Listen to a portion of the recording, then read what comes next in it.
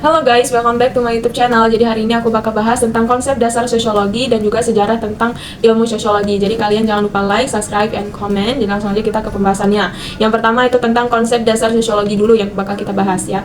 Nah, sosiologi itu adalah ilmu pengetahuan yang pertama kali dicetuskan oleh pemikir asal berkebangsaan Perancis, itu namanya Auguste Comte, yang mana lewat karyanya yang berjudul Cours de Philosophie Positive di tahun 1798 sampai 1857.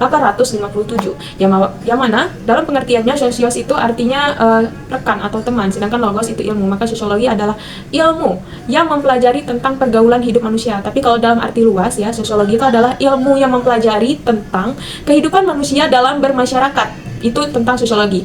Nah, sosiologi itu memang sudah ada sejak ratusan tahun ya. Cuman dijadikan sebagai ilmu pengetahuan untuk pertama kali itu oleh bangsa Eropa, yang mana baru pertama kali ya karena dicetuskan oleh para pemikir asal berkebangsaan Prancis ini. Begitu. Oke, jadi kita bakal bahas tentang sejarahnya sosiologi. Nah, sosiologi ini adalah ilmu yang paling muda dari ilmu sosial lainnya ya. Untuk itu di abad pencerahan, di abad ke-17 Masehi, bahwasannya terjadinya revolusi besar-besaran pada masa itu. Cuman puncaknya itu di abad ke-18 terjadinya revolusioner secara besar-besaran, yang mana kejadian itu seperti revolusi industri, revolusi Amerika, revolusi Prancis, yang membuat struktur tatanan masyarakat terutama Eropa yang dulu itu berubah jadi baru. Jadi yang lama berubah menjadi baru gitu.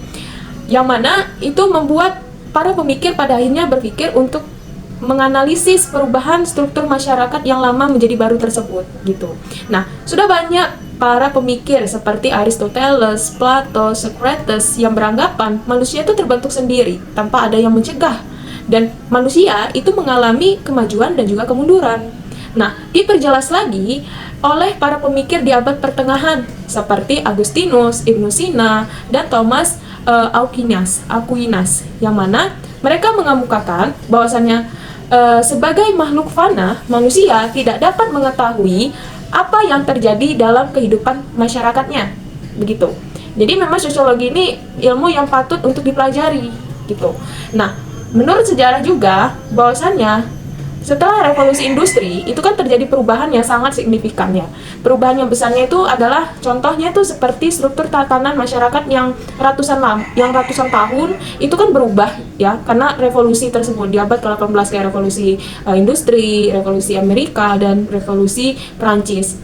Nah, contohnya tuh gini, raja, kaum bangsawan, dan juga kaum rohanian yang pada awalnya sebelum revolusi itu bergemilang harta, mereka punya strata hidup yang kelas tinggi, itu pada setelah revolusi industri itu jadi berbeda. Jadi kekuasaan raja yang dahulunya itu sangat mendominasi, bisa dibilang sangat berkuasa, itu sekarang harus diberi sebuah aturan atau sebuah aturan itu yang mana terbatas gitu oleh undang-undang gitu.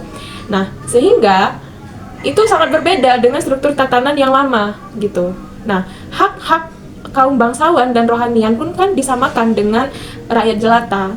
Nah, itulah yang membuat ilmu sosiologi ini memang harus dipelajari, harus diresapi, karena pada akhirnya kita dapat mengetahui bagaimana struktur masyarakat yang ratusan tahun itu bisa rusak, berubah jadi struktur masyarakat yang baru karena revolusi.